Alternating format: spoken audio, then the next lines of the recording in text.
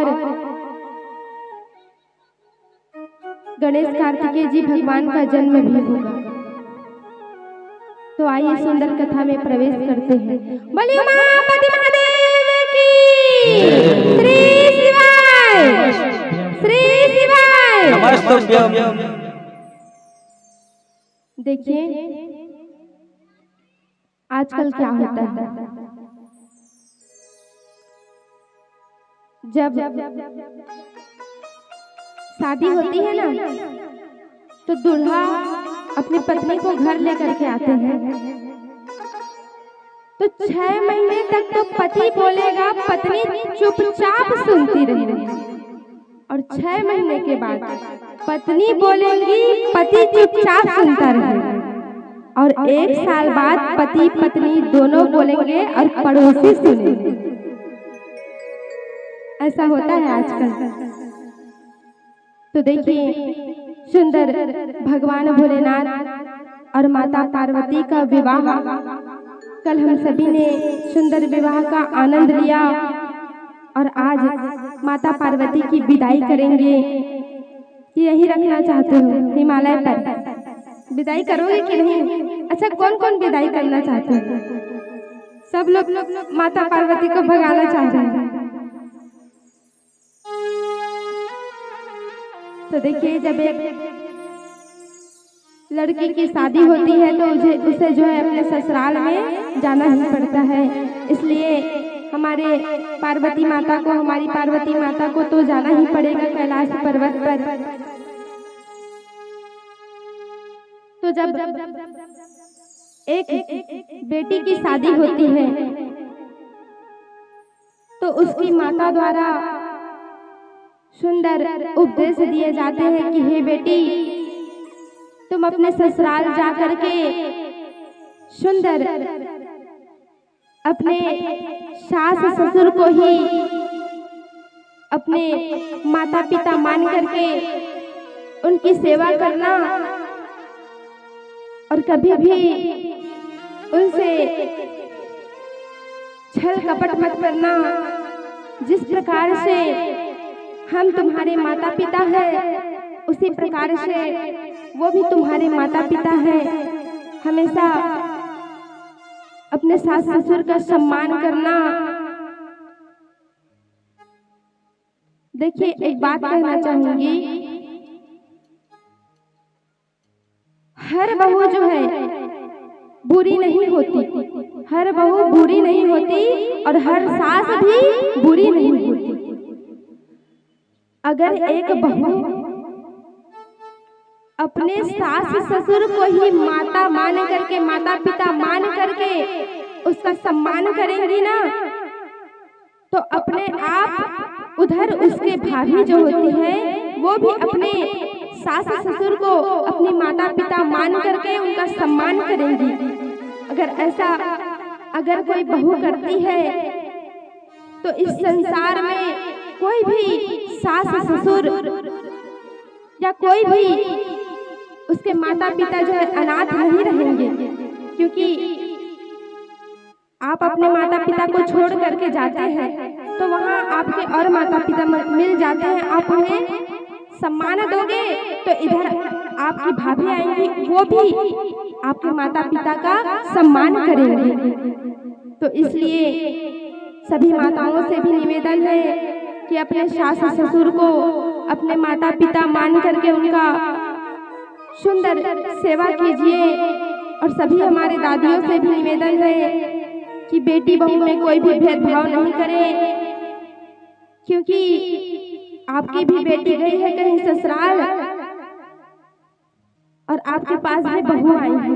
अगर आप अपने बहू का सम्मान करोगे तो आपकी बेटी का भी सम्मान होगा। तो आज मैना देवी माता पार्वती को सुंदर उपदेश देती है और एक ब्राह्मण पत्नी को बुला करके कहती है कि मेरी पुत्री पार्वती को सुंदर उपदेश दो कि वह ससुराल में जाकर के किस प्रकार रहेंगी। किस प्रकार से अपने माता पिता की सेवा करेंगी।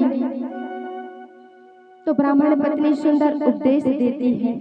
ब्राह्मण पत्नी कहती है, धन्या पतिव्रता नारी नान्या पूज्या विशेषता, पावनी सर्वलोका नाम सर्व पापभ्य नाशिनी।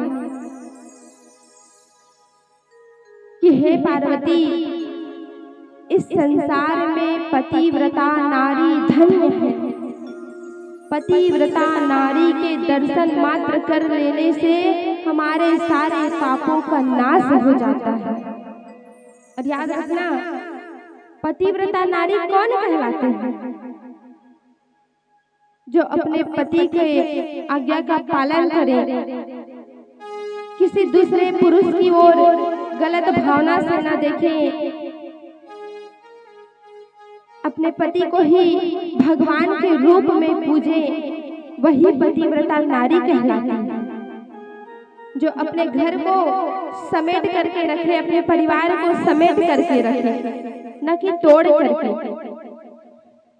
तो जो पतिव्रता धर्म का पालन करती है, वही पतिव्रता नारी कहलाती है। तो ब्राह्मण पत्नी कहती है कि हे पार्वती, इस संसार में पतिव्रता नारी धन्य है। देखिए, चित्रकूट में गंगा मैया ने अनसुईया से कहा कि हे गंगा मैया, अनसुईया माता कहती है गंगा जी से कि हे गंगा मैया, आप जो है इसी चित्रकूट में शाश्वत रूप से प्रकट हो जाइए। तब पता है गंगा मैया क्या कहती है? पहले बात तो ये जान लीजिए कि अनसुईया जैसी पतिव्रता नारी आज तक इस संसार में और कोई नहीं है। इतनी पतिव्रता नारी अनसुईया, सती अनसुईया। तो गंगा मैया कहती है कि हे अनसुईया माँ, अगर आप अपने 1 वर्ष के पतिव्रता धर्म का फल मुझे दे दोगे तो मैं इसी चित्रकूट में शाश्वत रूप से प्रकट हो जाऊंगी। तो अनसुईया मैया अपने 1 वर्ष के पतिव्रता धर्म का पुण्य गंगा जी को प्रदान कर देती है। बोलिए सती अनसुईया मैया की जय हो। तो ब्राह्मण पत्नी कहती है कि हे पार्वती, धन्या पतिव्रता नारी नान्या पूज्या विशेषता, पावनी सर्वलोका नाम सर्व पापभ्य नाशिनी। इस संसार में पतिव्रता नारी धन्य है। हे पार्वती, जब तुम अपने ससुराल जाओगी तो जब तक पति को भोजन न करा लो तब तक तुम भी भोजन नहीं करना। हमेशा अपने पति को भोजन कराने के बाद ही भोजन करना। अच्छा बताइए, कौन कौन ऐसा करते हैं? कोई नहीं करते। देखिए, शर्माने की बात नहीं है। अपने पति को भोजन खिलाने के बाद कौन कौन भोजन करते हैं? एक बार जोर से ताली बजाइए हमारी माताओं के लिए। तो देखिए, ऐसा लिखा गया है साक्षात श्री शिव महापुराण में कि पति को भोजन कराने के बाद ही पत्नी को भोजन करना चाहिए। और कभी कभी जो है बहुत टाइम हो जाता है काम करते करते, तो कभी कभी आप जो है पति से पहले खा सकते हैं, जब पति कहीं बाहर गए होंगे तब। परंतु जब तक पति भोजन न कर ले तब तक पत्नी को भोजन नहीं करना चाहिए। और पतिव्रता नारी को कभी भी सौभाग्य चिन्हों से विहीन नहीं होना चाहिए। और सौभाग्य चिन्ह क्या क्या है?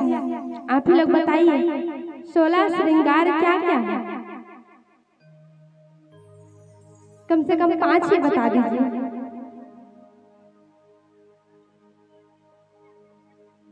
हमारे भैया लोगों को पता होगा, परंतु माताओं को पता नहीं है, तभी तो बता नहीं रही।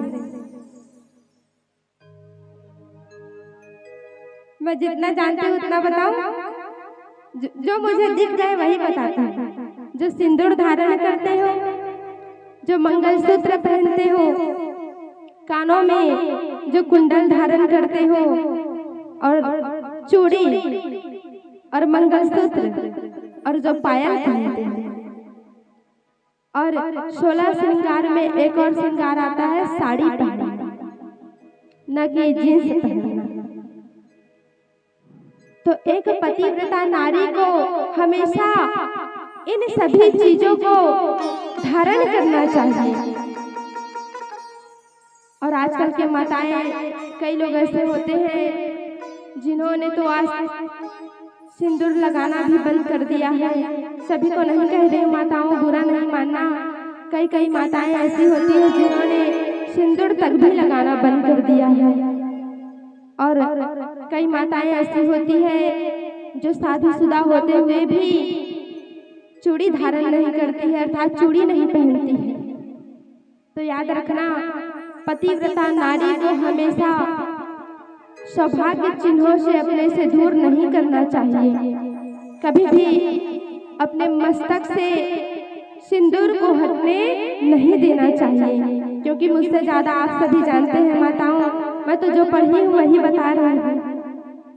और आप लोगों का तो विवाह हो गया, तो आपकी माताओं ने बड़ा अच्छा ही सुंदर ज्ञान दिए होंगे कि शादी के बाद किस प्रकार अपने पति के, अपने सास ससुर की आज्ञा का पालन करना। तो सुंदर लिखा गया है कि हे पार्वती, कभी भी अपने सौभाग्य चिन्हों से विहीन नहीं होना। और ये भी लिखा गया है कि पत्युर नाम न गृह्णात कदाचन पतिव्रता नारी, अर्थात एक पतिव्रता नारी को कभी भी अपने पति का नाम लेना नहीं चाहिए। कई माता जो हंस रही है, लगता है वो लोग अपने पति का नाम लेते हैं। कौन कौन लेते हैं अपने पति का नाम? देखिए, जो काम होता है, जैसे कि आप अपने बच्चे का स्कूल में एडमिशन कराने गए तो वहाँ पर तो पूछेंगे ही ना, परंतु वो अलग बात है। घर में जब आप अपने पति को नाम लेकर के पुकारते हैं तो ऐसा नहीं करना चाहिए। साक्षात श्लोक के आधार पर लिखा गया है कि पत्युर नाम न गृह्णात कदाचन पतिव्रता नारी, एक पतिव्रता नारी को कभी भी अपने पति का नाम नहीं लेना चाहिए। देखिए, एक घटना है, बुंदेलखंड क्षेत्र की एक घटना है। बुंदेलखंड में जो हम लोग क्या बोलते हैं, चाटा बोलते हैं ना, जानते हो ना चाटा? कौन कौन जानते हैं चाटा? ये भगवान, कोई नहीं जानते तो हाथ कैसे नहीं उठ रहा है माता? तभी तो मैं बताऊंगी ना, जब आप चाटा को ही जानोगे तभी तो मैं बताऊंगी। कौन कौन जानते हो चाटा को? सब लोग जानते हो ना। तो बुंदेलखंड में चाटा को चीटा कहा जाता है, चाटा को चीटा कहा जाता है ना। तो एक बार की बात है, एक महिला थी, उसके पति का नाम था चीटा राम। अब क्या हुआ, उस स्त्री को एक चीटा ने काट लिया। अब पत्नी चिल्लाए, हाय राम हाय राम। अब चीटा काटता तो दर्द तो होता ही है ना, खून भी निकल आता है। अब पत्नी चिल्लाए, हाय राम हाय राम। उसकी सास कहती है, अरे क्या हुआ, चिल्लाते क्यों हो? अब वो पत्नी सोचे कि हे भगवान, कैसे बताऊं कि चीटा ने काट लिया है। अगर मैं कहूंगी कि चीटा ने काट लिया है तो पति का नाम ले लिया जाएगा, तो कैसे बताऊं मेरी सासू माँ को कि चीटा ने काट लिया है? तो उसने क्या किया कि माँ, चीटी से जो बड़े वाला होता है ना, चीटी से जो बड़े वाला होता है उसने काट लिया है, परंतु अपने पति का नाम नहीं लिया। तो कभी भी अपने पति का नाम नहीं लेना चाहिए। और आजकल की माताएं तो अपने पति को न जाने चिंटू पिंटू क्या क्या नाम बना ही देती है, ले ही लेती है, चिंटू पिंटू पता नहीं क्या क्या बोल देती है। तो एक पतिव्रता नारी को अपने पति का नाम नहीं लेना चाहिए। और जिस प्रकार से शास्त्र में लिखा गया है, हमारे पिताजी लोग जो है बड़े प्रसन्न हो रहे होंगे कि माताओं को दो जो है सुंदर कह रहे, तो हम लोग मजा ले रहे हैं। तो ऐसी बात नहीं है। जिस प्रकार से एक पत्नी को पति का नाम नहीं लेना चाहिए, उसी प्रकार से शास्त्र में लिखा गया है कि एक पति को भी पत्नी का नाम नहीं लेना चाहिए। परंतु आजकल तो नाम लिए बिना काम चलने वाला है नहीं। अच्छा बताइए, देवों के देव महादेव वाला सीरियल कौन कौन देखे? सब लोग देखे हैं ना। तो उसमें माता पार्वती अपने पति को क्या क्या करके पुकारती है? स्वामी, हे प्रभु, पुकारते हैं कि नहीं? तो आप सभी को भी सुंदर सम्मानित शब्द से अपने पति को पुकारना चाहिए। और जिस प्रकार से एक पत्नी को पति का नाम नहीं लेना चाहिए, उसी प्रकार से शास्त्र में ये भी लिखा गया है कि गुरु का नाम नहीं लेना चाहिए और पति का नाम नहीं लेना चाहिए, बड़े पुत्र का नाम नहीं लेना चाहिए। ऐसे शास्त्र में लिखा गया है।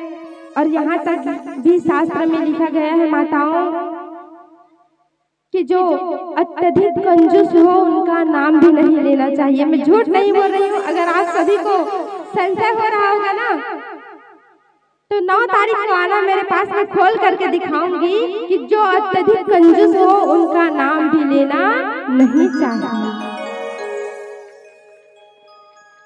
और सबसे बड़ी बात, श्री शिव महापुराण में ये भी लिखा गया है कि जो स्त्री दिन रात अपने पति की बुराई करती हो, ऐसे स्त्री का संग नहीं करना चाहिए। और हमारी माताएं जो होती है, अगर 4-5 लोग इकट्ठा हो गए ना, तो ये पक्का है कि वो किसी न किसी की बुराई अवश्य करेंगे। और कोई नहीं मिलेंगे तो लग जाते हैं अपने ही पति की बुराई करने। तो सुंदर श्री शिव महापुराण में बताया गया है कि एक पतिव्रता नारी को अपने पति का नाम नहीं लेना चाहिए। और पति जब तक खड़े हैं तब तक पत्नी को जो है फटाक से नहीं बैठना चाहिए। मान ले जाए पति अगर बाहर से आए हैं और वो खड़े हैं, तो पत्नी को उनका सम्मान करना चाहिए। पहले उनको बैठाना चाहिए, फिर आपको बैठना चाहिए। और अगर पति जब तीर्थ यात्रा करके आए, तो उसी समय अगर पत्नी पति के चरणोदक का पान कर ले, अर्थात उसके चरण को धूल करके उस जल को पी ले, तो पत्नी को भी समस्त तीर्थ यात्राओं का फल अपने आप प्राप्त हो जाता है। कौन कौन करते हो ऐसा कि पति तीर्थ यात्रा जाए तो उसके चरण को धुल करके उस जल को कौन कौन पिए हैं आज तक? सही बताना, झूठ नहीं बोलना माता। कोई नहीं पिए हैं। तो आज ये श्री शिव महापुराण की कथा कहती है कि पति जब तीर्थ यात्रा करके आए, अगर उसी समय कोई पत्नी अपने पति के चरणोदक का पान कर ले, तो पत्नी को भी समस्त तीर्थ यात्राओं का फल अपने आप प्राप्त हो जाता है। और एक पतिव्रता नारी को किसका संग नहीं करना चाहिए। और देखिए, हाँ, श्री शिव महापुराण में ये भी लिखा गया है कि पति और पत्नी को एक ही थाली में भोजन नहीं करना चाहिए। पति और पत्नी को एक ही थाली में भोजन नहीं करना चाहिए। एक पतिव्रता नारी को किसका किसका संग नहीं करना चाहिए। तो देखिए माताओं, एक सन्यासिनी स्त्री का संग नहीं करना चाहिए। सन्यासिनी स्त्री मतलब समझ रहे हो, जो सन्यास धारण कर चुकी है। अब बताओ महाराज, वो तो भगवान की भक्ति में मस्त है, तो ऐसा क्यों लिखा गया है कि पतिव्रता नारी को सन्यासिनी स्त्री का संग नहीं करना चाहिए? तो देखिए, इसका कारण ये है कि अगर आप सन्यासिनी स्त्री का संग करोगे तो आपके मन में भी सन्यास जग जाएगा और आप अपने पतिव्रता धर्म से च्युत हो जाओगे। इसलिए एक सन्यासिनी स्त्री का संग नहीं करना चाहिए। और दूसरा, व्यभिचारिणी स्त्री का संग नहीं करना चाहिए। अर्थात जो स्त्री गलत काम करती है, पर पुरुष से अपना संबंध बनाती हो, ऐसे स्त्री का भी संग नहीं करना चाहिए एक पतिव्रता नारी को। और तीसरा तो बताइए कि जो माताएं दिन रात जो है अपने पति की बुराई करते हो, निंदा करते हो, उसका भी संग नहीं करना चाहिए। तो ये सुंदर पतिव्रता धर्म के बारे में ब्राह्मण पत्नी माता पार्वती को सुंदर उपदेश दे रही है। और देखिए, एक पतिव्रता नारी का ये दायित्व है कि वे अपने घर को, अपने परिवार को जोड़ करके रखे, एकत्रित करके रखे, अपने घर की व्यवस्था को समेट करके रखे। और ऐसा नहीं होना चाहिए। देखिए, आजकल क्या होता है कि माताओं की डिमांड जो है ज्यादा रहती है। किस लिए? कि भाई हमारे मेकअप के लिए पैसा नहीं हो पा रहा है, कोई और काम कीजिए। तो उस दिन और बताई थी कि इस शरीर को सजाने से कोई फायदा नहीं है। इस शरीर को सजाने से कोई फायदा नहीं है। सजाना है तो इस आत्मा को सजाओ, जिसे एक दिन परमात्मा के घर जाना है, जिसे एक दिन परमात्मा के घर जाना है।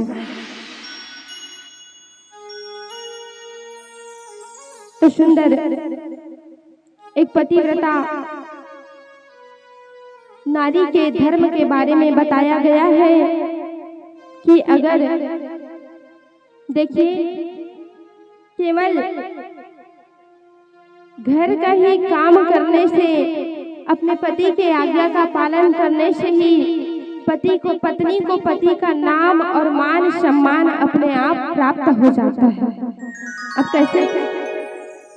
पति अगर डॉक्टर है तो पत्नी डॉक्टरनी कहलाएंगी कि नहीं?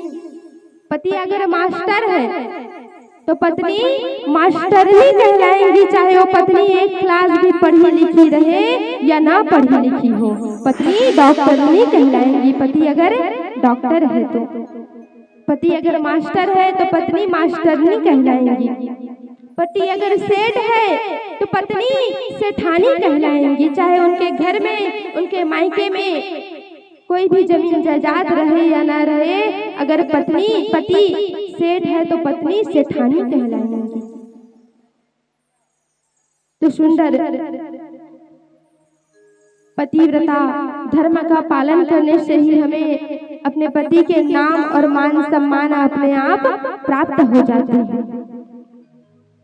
भार्या मूलम गृहस्थस्य भार्या मूलम सुखस्य च भार्या धर्म फलाप्तये भार्या संतान वृद्धये। पत्नी गृहस्थ का मूल है, पत्नी धर्म का मूल है, पत्नी संतान वृद्धि करती है।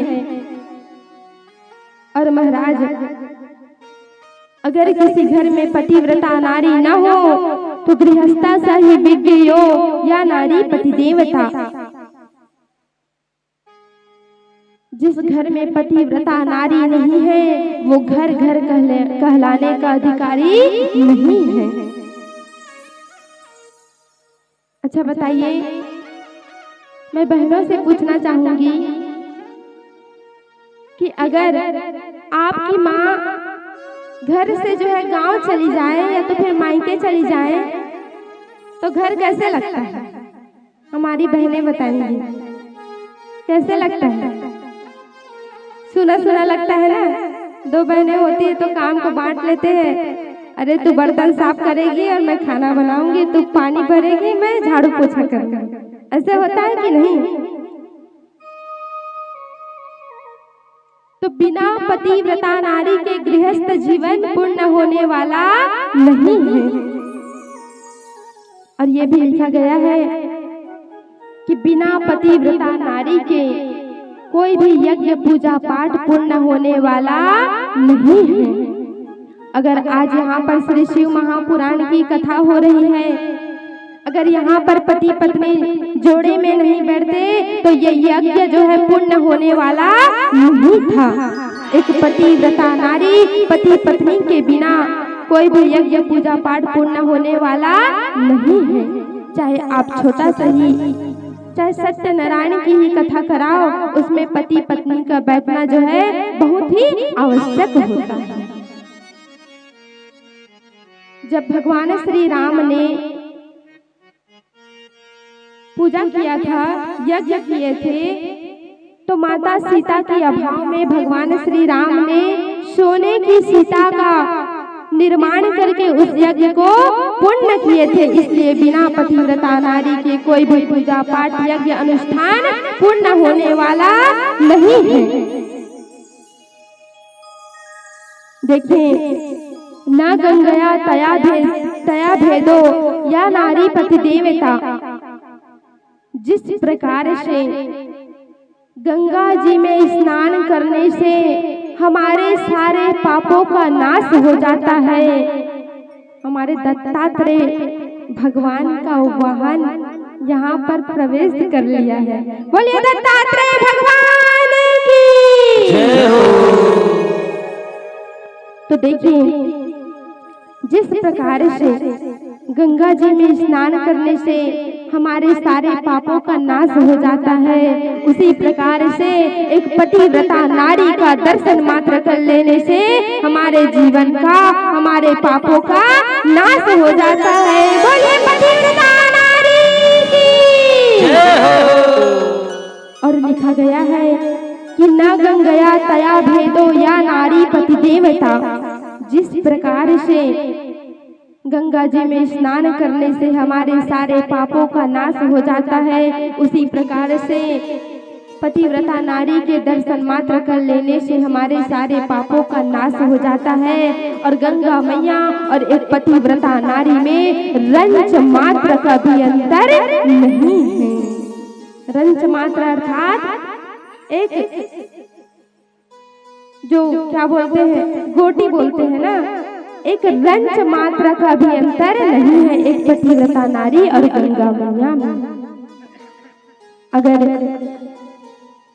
अब हमेशा हर जगह तो नहीं होता, परंतु अगर एक पतिव्रता नारी अपने पति के साथ में अगर हमें दिख जाए तो साक्षात उन्हें उमा महेश्वर का रूप मान करके हमें उनको प्रणाम करना चाहिए।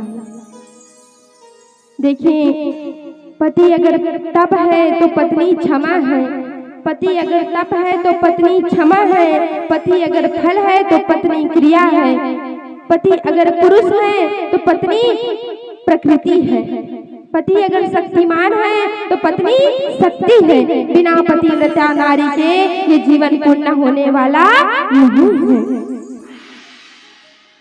और सुंदर कहते हैं कि हिमाचलपुर में सुंदर इस प्रकार से माता पार्वती को उपदेश दिया गया। सुंदर ब्राह्मण पत्नी माता पार्वती को पतिव्रता नारी के धर्म के बारे में बताती है। और वह समय आ गया, माता पार्वती के विदाई का समय आ गया। हिमाचलपुर के सभी नर नारी सजल नेत्रों से माता पार्वती की विदाई कर रहे हैं। और सुंदर आशीर्वाद देते हुए माता पार्वती को मैना और पर्वतराज हिमाचल जो है दोनों आशीर्वाद देते हुए माता पार्वती की विदाई कर रहे हैं। आइए हम सभी भजनों के माध्यम से माता पार्वती की विदाई करें। बोलिए मां पार्वती महादेव की।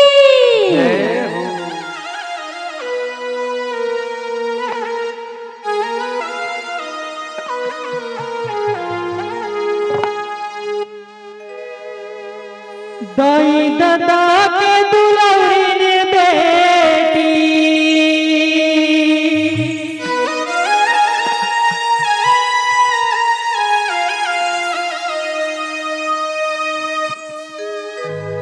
दाई दादा के दुलारी बेटी कैसे करन विदाई वो पंछी उड़ा के पिंजरा ले जैसे होगे से आज पर आई वो पंछी उड़ा के पिंजरा ले जैसे होगे से आज पर आई वो दाई दादा के दुलारी ने बेटी दाई दादा के दुलारी ने बेटी कैसे करन विदाई वो पंछी उड़ा के पिंजरा ले होगे से आज पर आई हो पंछी उड़ा के पिंजरा ले जैसे होगे से आज पर आई हो।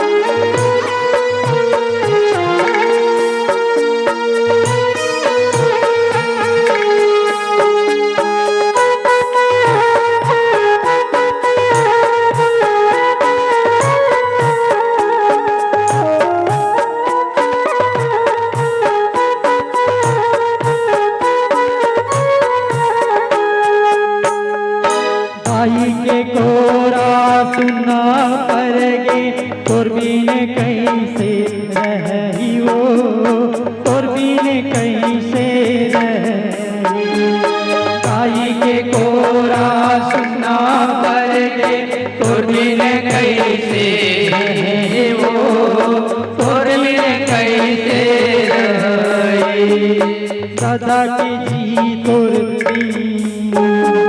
दादा जी तोरबीन कैसे काला बेटी कही वो काला बेटी कही दादा जी तोरबीन कैसे काला बेटी कही वो काला बेटी कही काकर संग माथ रही लड़े काकर संग माथ रही लड़े नाने छोटका भाई हो पंछी उड़ा के पिंजरा ले जैसे होगे से आज पर आई हो पंछी उड़ा के पिंजरा ले जैसे होगे से आज पर आई हो।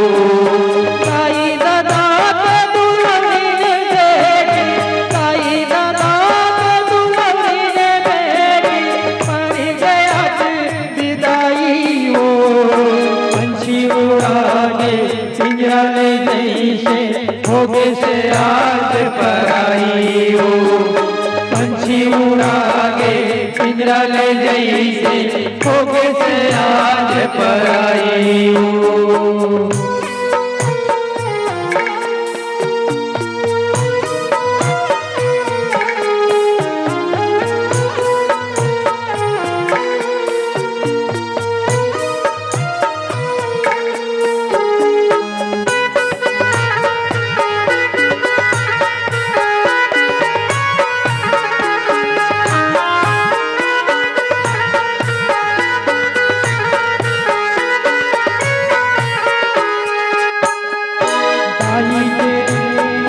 साई बाबा के कहाँ दुलारे सुरता तोर आई हो उनोला समझाए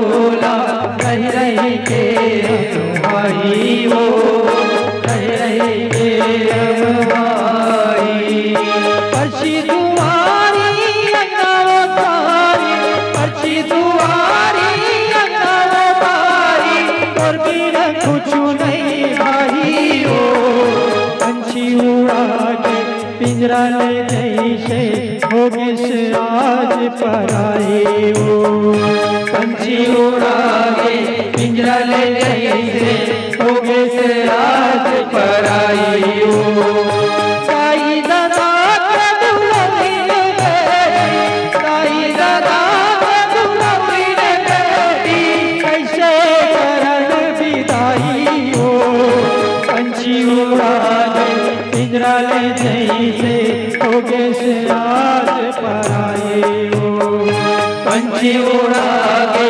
पिंजरा ले जैसे होगे से आज पर आए हो पंछी उड़ा के पिंजरा ले जैसे होगे से आज पर आए हो पंछी उड़ा के पिंजरा ले जैसे होगे से आज